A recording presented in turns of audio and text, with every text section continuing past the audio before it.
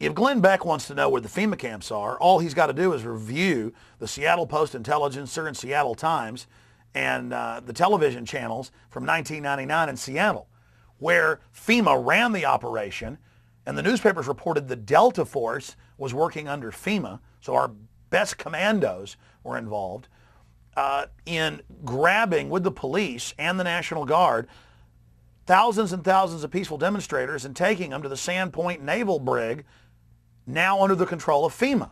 So we know they use these old military bases to do it.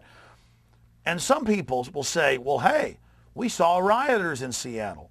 We saw rioters. Let me start over. But then a lot of people will say, okay, well, we need FEMA camps. You know, we've seen the public in Seattle and at the RNC knock over trash cans, attack police. They deserve it. Okay, there are FEMA camps. Let's stick American protesters in them. Because protesting, as the Homeland Security documents state, they're now saying is an act of terrorism. So let's go ahead and do that.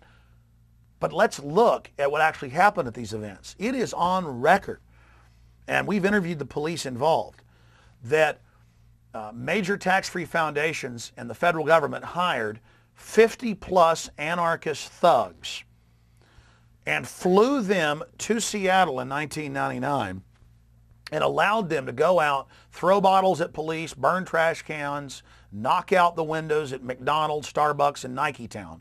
And the police are on record saying they were ordered to stand down, and then the anarchists retreated to a building by the police station and stayed there under police protection. Then the next day, the media is saying, why aren't you doing anything to these anarchists? Everybody's seeing the images of cops being attacked.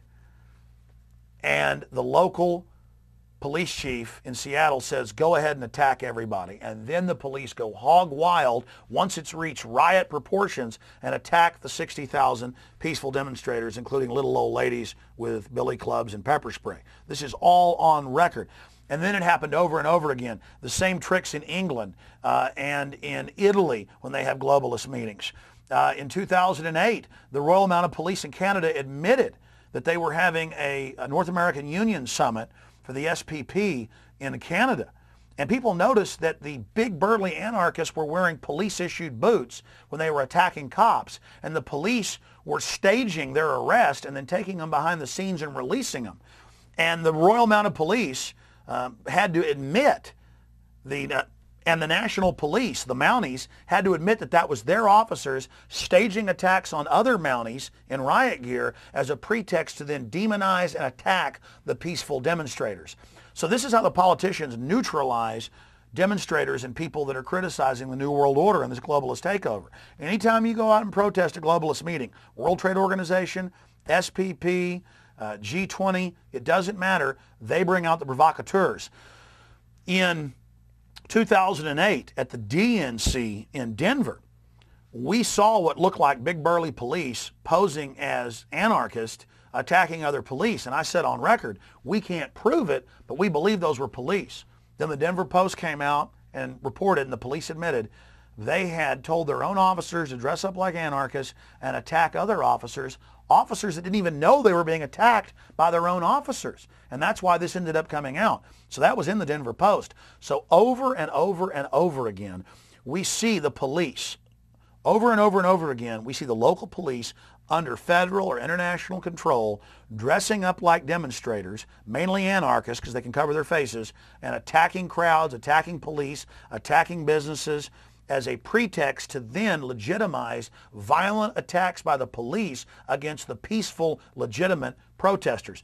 After Seattle, the feds said, we can't allow protests anymore in America. It's too dangerous. That's why we're going to have free speech zones miles away from where the events are, in baseball fields, in church parking lots, where nobody can see you or hear you. You've got your First Amendment, but you've got it way over here miles away. That all started as a beta test in Seattle in '99 with the police, after they'd staged the riots, with hired anarchists coming up to people saying nowhere in the city could they even wear a pin saying no WTO.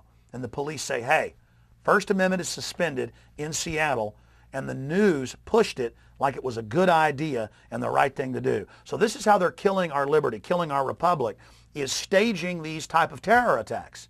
It is an attack on our free speech and on our liberty for the police and the feds to dress up like demonstrators and engage in violent acts. And they've been caught in Canada. They've been caught in the United States. They've been caught in England. They've been caught in Italy. This is one of their favorite tricks over and over and over again, is to engage in these type of provocateur actions. And then they get to demonize the crowds and take them and put them in the Sandpoint Naval Brig under FEMA control. I think that was good. Yeah, this is going back to urban warfare training in U.S. cities. Mm-hmm. You did some reports on them using children as informants.